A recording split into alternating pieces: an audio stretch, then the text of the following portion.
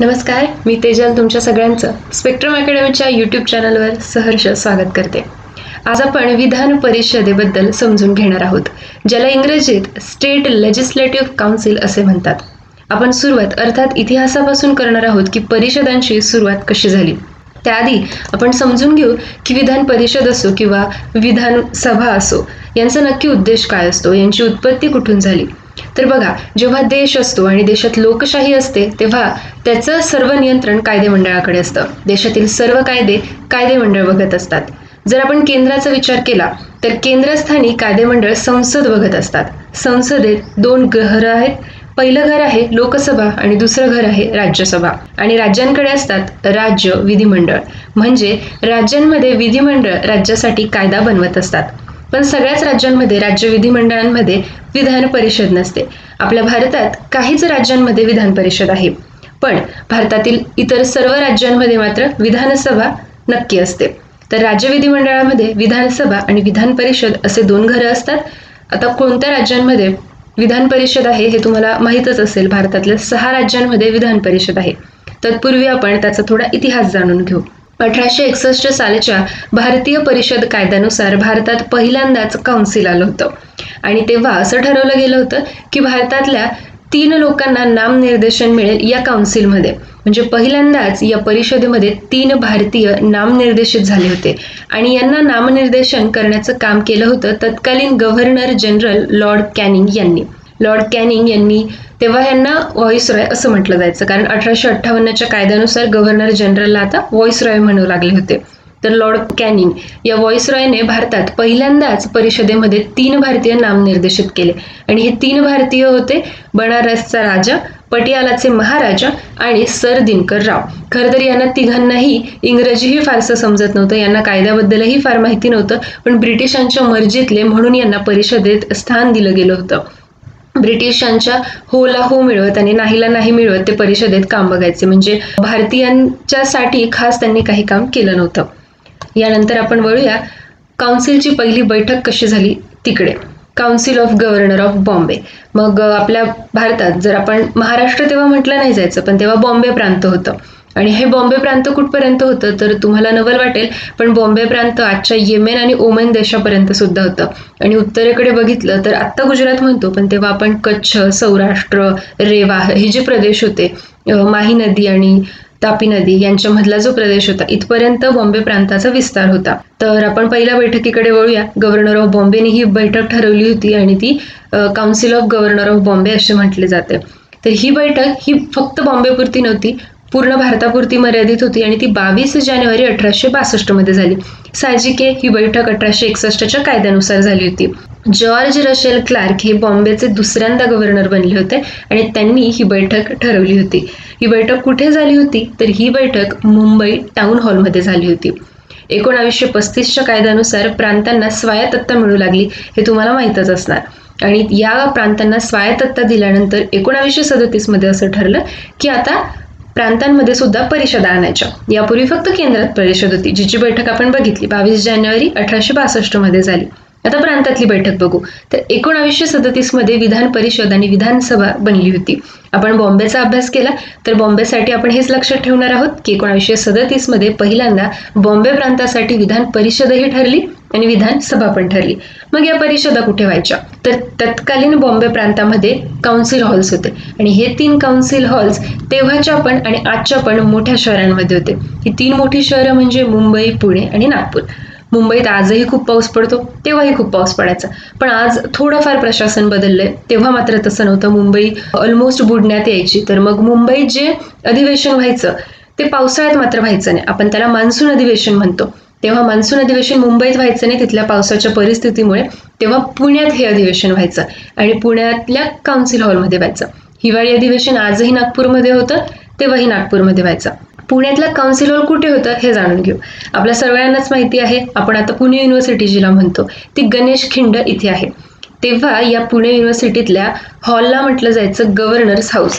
जी मुख्य बिल्डिंग आहे पुणे युनिव्हर्सिटीची तिला गव्हर्नर्स हाऊस म्हटलं जायचं आणि तिलाच काउन्सिल हॉल पण म्हटलं जायचं. सुरुवातीला गव्हर्नर हाऊस म्हटलं गेलं, नंतर काउन्सिल हॉल म्हटलं गेलं आणि त्या बिल्डिंगमध्ये ही परिषदेची बैठक बसायची. तिथेच विधानसभेची सुद्धा मान्सूनची बैठक बसायची. मग पहिली विधानसभेची बैठक कधी झाली तर 20 जुलै 1937 रोजी झाली आणि तेव्हा सदस्य संख्या होती 29. आत्ताची सदस्य संख्या तुम्हाला माहित असेल तर कमेंट बॉक्समध्ये कळवा. आपण पुढच्या काही स्लाइड्समध्ये सदस्य संख्या जाणून घेणारच आहोत, पण त्यापूर्वी सुद्धा तुम्हाला माहित हवी की विधान परिषदेची आत्ताची महाराष्ट्राची संख्या किती आहे. आणि कालावधी, आमदारांचा कालावधी किती वर्ष असतो तर 3 वर्ष. हा आजचा कालावधी नाही आहे, हा इतिहासातला कालावधी आहे. आणि उपाध्यक्ष आणि अध्यक्ष यांची निवड झाली होती 22 जुलै 1937 रोजी. तर आजचे अध्यक्ष आणि उपाध्यक्ष पण तुम्हाला माहित पाहिजे. उपाध्यक्ष आहेत निलिमा गोरे, अध्यक्ष कोण आहेत हे तुम्ही आम्हाला कळवा. यानंतर आपण पुढच्या स्लाइडकडे वळूया. पक्षानुसार जागा बघूया. तेव्हा बॉम्बे प्रांताला आत्ता आपण गव्हर्नर म्हणतो, मुख्यमंत्री म्हणतो, तेव्हा प्रांतांना सुद्धा पंतप्रधान असायचे.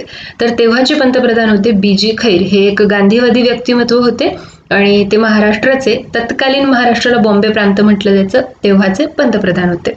तेव्हा काँग्रेसला 88 जागा मिळाल्या होत्या, अपक्षांना 32 जागा मिळाल्या होत्या, मुस्लिम लीगला 20 जागा मिळाल्या होत्या, लेबर्स पार्टी ही डॉक्टर आंबेडकरांची पार्टी होती, हिला 12 जागा मिळाल्या होत्या. युरोपियन, अँग्लो इंडियन आणि इंडियन ख्रिश्चन यांना 8 जागा मिळाल्या होत्या. डेमोक्रॅटिक स्वराज्य पक्षाला 5 जागा मिळाल्या होत्या. पीझंट्स पार्टीला 2 जागा मिळाल्या होत्या. अशा एकूण 175 जागा मिळाल्या होत्या. या विधानसभेच्या आहेत, ह्या विधान परिषदेच्या जागा नाहीत.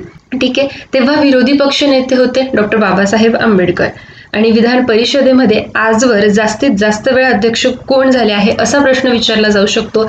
MPSCला नाही विचारला तर सरळ सेवेला विचारला जाऊ शकतो.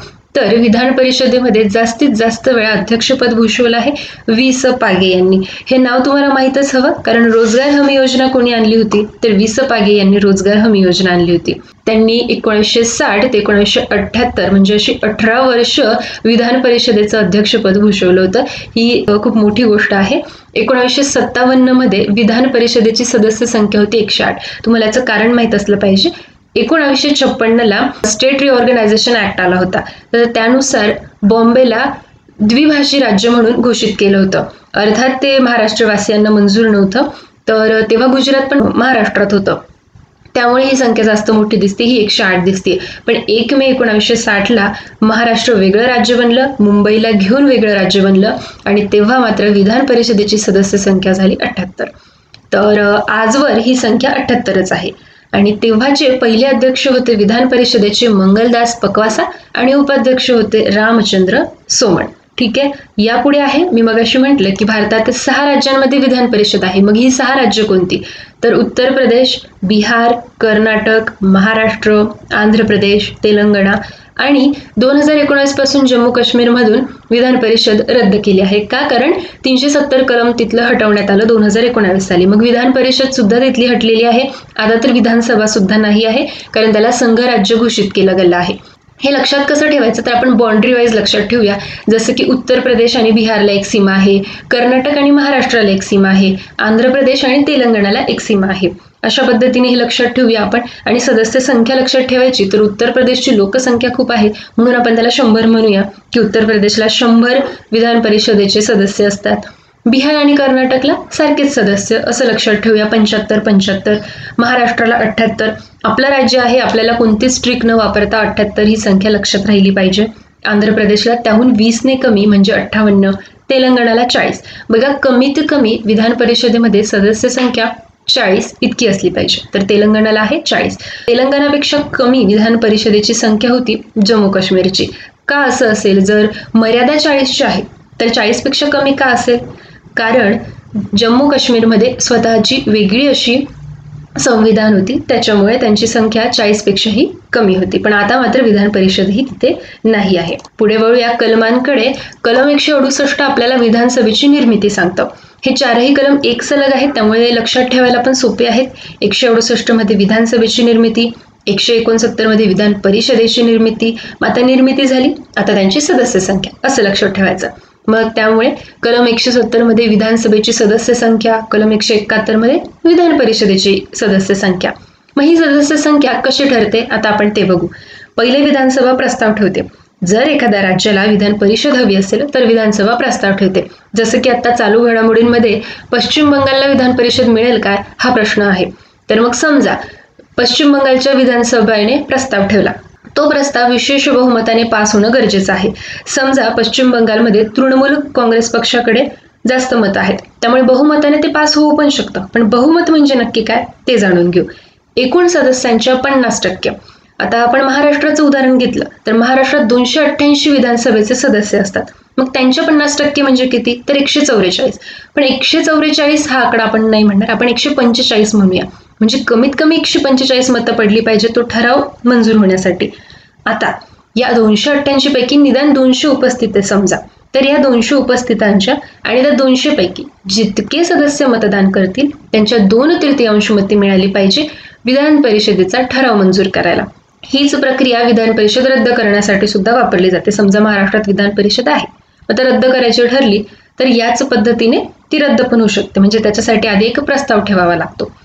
आता जर विधानसभेत हा ठराव मंजूर झाला की विधान परिषदेला एवढी मंजुरी मिळाली, उपस्थित सदस्यांच्या 2/3 आणि मतदान करणाऱ्यांच्या 2/3 आणि एकूण जे सभासद आहेत, सदस्य आहेत त्यांच्या 50%, असा ठराव मंजूर झाला की पुढे जाईल हे संसदेकडे. बघा, आता जर पश्चिम बंगालने ठरवलं की हा ठराव संसदेकडे न्यायचा तर तिथे थोडंसं अवघड होऊन जाईल. कारण आपल्याला माहिती आहे की ममता बॅनर्जी ह्यांच्याच पक्षाचे सगळे सदस्य तर संसदेत नाहीये, त्यामुळे तिथे थोडं अवघड जाऊ शकतं. तिथे साध्या बहुमताने पास व्हावं लागतं. साधं बहुमत म्हणजे उपस्थित आणि मतदान करणाऱ्यांच्या 50%, एवढंच असतं साधं मतदान. तर कदाचित ममता बॅनर्जींना हे अवघड जाऊ शकतं. त्यामुळे विधान परिषद इथे बनेल की नाही हे तर आपण बघूयाच. पुढे आहे कलम 171. 171 मध्ये आपण काय बघितलं की विधान परिषदेची सदस्य संख्या. मग ही कशी ठरली ते बघू. कलम 171 नुसार कशी आहे ते बघू. 7वी घटना दुरुस्ती झाली होती 1956 साली.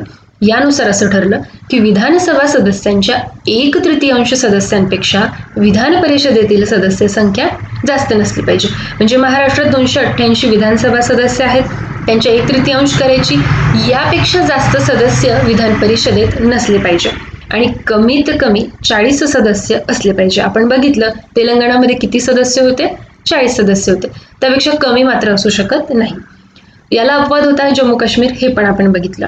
आता सदस्य संख्या ठरवण्याचा अधिकार कोणाकडे असतो, तर संसदेकडे असतो. सदस्य संख्या म्हणजे काय, तर निश्चित संख्या. आता 78च कशी ठरवायची, महाराष्ट्राची 78 आहे, 40 आणि 288चे 1/3 यांच्यातला निश्चित आकडा कोण ठरवेल, तर हा ठरवेल संसदेत. असे बारकावे आपल्याला माहीत असले पाहिजे, हेच बारकावे परीक्षेत विचारले जातात. आता आपण बघूया विधान परिषदेची जी निवडणूक होते ती कशी होते. आता महाराष्ट्राची सदस्य संख्या आहे 78, ह्याचे 1/3 सदस्य स्थानिक स्वराज्य संस्थेतून निवडून दिले जातील. ठीक आहे, 1/3 सदस्य विधानसभेच्या आमदारांकडून निवडून दिले जातील. 1/12 सदस्य कोण निवडून देईल, तर महाराष्ट्रात कमीत कमी 3 वर्ष राहिलेले पदवीधर हे MLAs निवडून देतील, आमदार निवडून देतील कुठले, विधान परिषदेसाठीचे. आणि 1/12 सदस्य महाराष्ट्रात 3 वर्ष राहिलेले माध्यमिक शिक्षक निवडून देतील. आपल्याला शिक्षक निवडून देतात, शिक्षकांचा मतदारसंघ असतो हे माहीत असतं, पण माध्यमिक शिक्षक हे माहीत नसतं, हे लक्षात ठेवा. प्राथमिक किंवा पूर्व प्राथमिक शिक्षक नाही, तर महाराष्ट्रात कमीत कमी 3 वर्ष राहिलेले माध्यमिक शिक्षक. कुठल्याही राज्यातले निवडून देतील का, तर नाही, महाराष्ट्रात 3 वर्ष राहिलेले. त्यानंतर 1/6 सदस्य राज्यपाल निवडून देतील. म्हणजे 78चे समजा आपण 1/6 केलं तर किती होतील, तर 13 होतील, असं लक्षात ठेवायचं. राष्ट्रपती राज्यसभेत 12 सदस्य नामनिर्देशन करतात, तर असं ते नका लक्षात ठेवू, हे 13 आहे हे लक्षात ठेवा. आणि ही पद्धत कधीही संसद बदलू शकते. बघा संसदेकडे किती अधिकार आहेत हे पण लक्षात ठेवलं पाहिजे. आता आपण विधान परिषदेत आमदार होण्यासाठी काय पात्रता असते ते जाणून घेऊ. हा सदस्य भारताचा नागरिक असलाच पाहिजे, ही अट तर सर्वमान्य आहे आणि ही अट सगळ्याच पदांसाठी आहे. निवडणूक आयोगाने सांगितलेल्या अधिकृत व्यक्तीसमोर शपथ घेतलेली हवी. वय 30 पेक्षा कमी नको. संसदेच्या अटी पूर्ण केलेल्या हव्यात. लोकप्रतिनिधी कायदा 1951 नुसार सदस्य त्याच मतदारसंघातील मतदार हवा. म्हणजे ज्या मतदारसंघातून निवडून यायचं आहे तिथे मतदान केलेलं हवं, तिथे मतदान करता यायला हवं, अशी ही अट आहे. आणि बघा विधानसभेमध्ये काही राखीव जागा असतात, जसं शेड्यूल कास्ट झालं, शेड्यूल ट्राईब झालं, ह्यांच्यासाठी राखीव जागा असतात. तशी मात्र विधान परिषदेत जागा नाही, हे सुद्धा लक्षात ठेवा, हे खूप महत्वाचं आहे. यानंतर आपण विधान परिषदेतील आमदारांना कोणते अधिकार असतात हे जाणून घेऊ. त्यांना धनविधेयकात दुय्यमत्व आहे. म्हणजे काय, ते धनविधेयक विधानसभेत ठेवलं जाऊ शकतं, तिथून त्याची सुरुवात होऊ शकते. धनविधेयक विधान परिषदेत जाऊ शकत नाही. तिथे गेलं तरी 14 दिवसांच्या आत त्यांना त्यावर विचार करून पुन्हा पाठवावं लागतं. ते धनविधेयकावर सल्ला देऊ शकतात, पण धनविधेयक नकारू शकत नाही आणि स्वीकारू पण शकत नाही. म्हणजे ते फक्त सल्ला देतील आणि विधानसभेचे आमदार ठरवतील की आता यांचा सल्ला मानायचा की नाही. इतकं दुय्यमत्व धनविधेयकाबाबत विधान परिषदेला दिलेलं आहे. अर्थसंकल्प पहिल्यांदा विधानसभेतच येतो. आता हा अर्थसंकल्प विधान परिषदेत फक्त वाचला जाऊ शकतो, त्यावर चर्चा होऊ शकते. विधान परिषदेतील आमदार त्यावर मतदान करू शकत नाही, सुधारणाही करू शकत नाही. फक्त वाचन, फक्त चर्चा, हे नक्की लक्षात ठेवा. आता ते अविश्वास ठराव सुद्धा मांडू शकत नाही विधान परिषदेतील आमदार. विधेयक सुरुवातीला विधान परिषदेत मांडलं, समजा एखादं विधेयक आहे, साधं विधेयक आहे, ते विधान परिषदेत मांडलं आणि विधानसभेकडे त्यानंतर गेलं, पास होऊन विधानसभेकडे गेलं आणि जर विधानसभेतल्या आमदारांनी रद्द केलं, ते विधेयक त्वरित संपुष्टात येतं. त्या विधेयकाला पुढे परत विधान परिषदेकडे पाठवलं जात नाही. इतकं दुय्यमत्व सुद्धा विधान परिषदेला आहे. त्यानंतर आहे कोणते अधिकार नाही ते, तर राष्ट्रपती निवडणूक आणि राज्यसभा सदस्यांच्या निवडणुकीत विधान परिषदेच्या आमदारांना कोणतंच स्थान नाहीये. त्यांना घटनादुरुस्तीला परवानगी पण नाही. तुम्ही म्हणाल घटनादुरुस्ती राज्यात कुठे होते? घटनादुरुस्ती तर केंद्रात होते. पण बघा, काही घटनादुरुस्ती अशा असतात की त्यांना विधानसभेच्या आमदारांचा पाठिंबा लागतो किंवा म्हणजे त्यांच्याकडे सुद्धा ते येते, चर्चेला येते किंवा सल्लामसलतीला येते. पण विधान परिषदेकडे मात्र तेवढाही अधिकार नाही आणि म्हणून उपरोधाने विधान परिषदेला पांढरा हत्ती असं म्हटलं जातं. यानंतर आपण जाणून घेऊ आजवर विधान परिषदेत असलेले आमदार पण मुख्यमंत्री झालेले आमदार. तर मोरारजी देसाई गुजरातचे मुख्यमंत्री झाले होते आणि ते विधान परिषदेचे आमदार होते. सी राजागोपालाचारी तमिळनाडूचे मुख्यमंत्री होते आणि ते विधान परिषदेतले आमदार होते. आणि आता आपल्या महाराष्ट्राचे उद्धव ठाकरे हे देखील विधान परिषदेतून निवडून आले होते आणि ते महाराष्ट्राचे मुख्यमंत्री आहे. वरील दोघं म्हणजे मोरारजी देसाई आणि सी राजागोपालाचारी हे नंतर भारताचं त्यांनी केंद्रात सुद्धा स्थान उपभोगलं होतं. मोरारजी देसाई तर पंतप्रधान होते, सी राजगोपालाचारी यांनी देखील केंद्रात स्थान भूषवलं होतं. तर अशा पद्धतीने आपण विधान परिषदेचा अभ्यास केला. तुम्हाला हा व्हिडिओ आवडला असेल तर नक्की लाईक करा, कमेंट करा, आमच्या चॅनलला सबस्क्राईब करा. धन्यवाद.